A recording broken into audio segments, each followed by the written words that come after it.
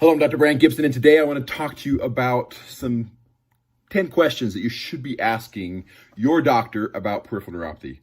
I actually wrote a ebook on this, and it is available on Amazon, but I felt like it was valuable to at least give you some of this information. Of course, the book will be a little more extensive. You can find it there. I will make sure that we put that in the link so you can actually get to that book if necessary. So what's the first question you should be asking your doctor about peripheral neuropathy? Say, what is peripheral neuropathy? They will give you one of three answers typically. The first one would be a very simple or no answer. They just say, oh, it's just a problem with the nerves stop working, or something very, very similar if they give you an answer at all. That's insufficient. If you get that kind of an answer, you probably want to go start looking for another doctor to help you with your peripheral neuropathy because they don't know anything about it. Number two is also an incorrect answer. If they were to tell you, oh, it's a disease that's related to diabetes and it's a side effect of diabetes and that's what's going on, so we figure you have diabetes whether you have it or not, they're looking for it. That is also insufficient because most of the time peripheral neuropathy can come from more than just diabetes. There's 125 different causes of peripheral neuropathy. The best answer should be very complex, where they should go through and say, it's going to take us a little bit of work to teach you that. And it's a process that they should teach you a lot more about what peripheral neuropathy is. Everything from understanding how the nerves work, understanding why the nerves might be malfunctioning, and so forth. So that's part of that question. So you want someone that's actually be able to give you a more complete answer over a period of time to get you to where you need to go. Because the most important part about peripheral neuropathy is you understanding peripheral neuropathy so you can actually work on your own care and your own improvement.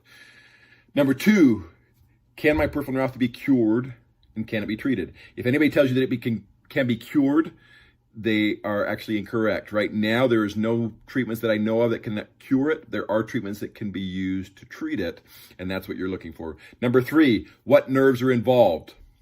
Basically, what you're asking them, is it a mononeuropathy or a polyneuropathy, or in between, a mononeuropathy multiplex?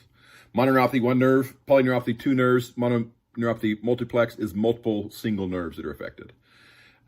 We could go into more depth. I'm not going to take the time in this particular video. Number four, what types of nerves are involved? That question could catch them off guard. They should be able to give you that answer. With peripheral neuropathy, there are really two different types of nervous systems that are involved in the peripheral nervous system: the somatic nervous system and the autonomic nervous system, which means there's four types of nerves that you should be looking at. Small fiber sensory neuropathy or sensory nerves, large fiber sensory nerves, motor nerves, and autonomic nerves. So one of those four, or all of those four, or any combination could be involved. They should be able to tell you that. If not, they should tell you how they're going to find out.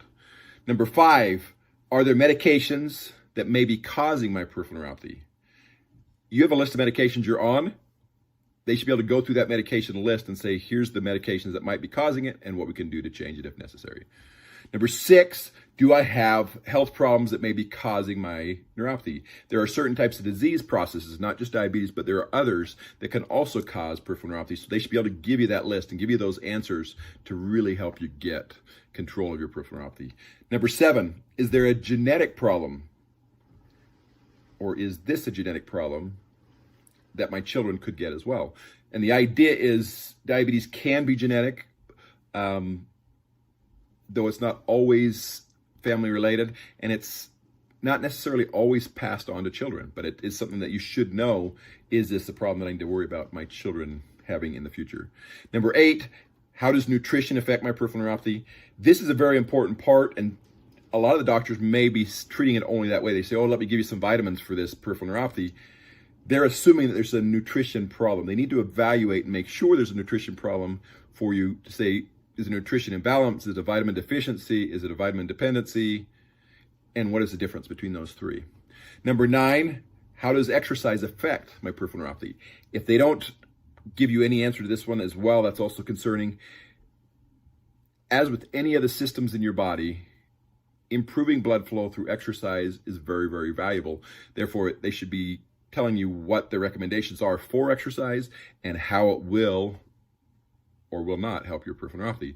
And number 10, what is my long-term prognosis with peripheral neuropathy? Most individuals, most doctors are going to be telling you that you're just stuck with, there's nothing that they can do. Again, there are multiple things that we have found that we can actually do to improve your peripheral neuropathy, treat your peripheral neuropathy, and help you manage it in such a way that you can function for the rest of your life. So the key is to ask those 10 questions so that you can understand your peripheral neuropathy.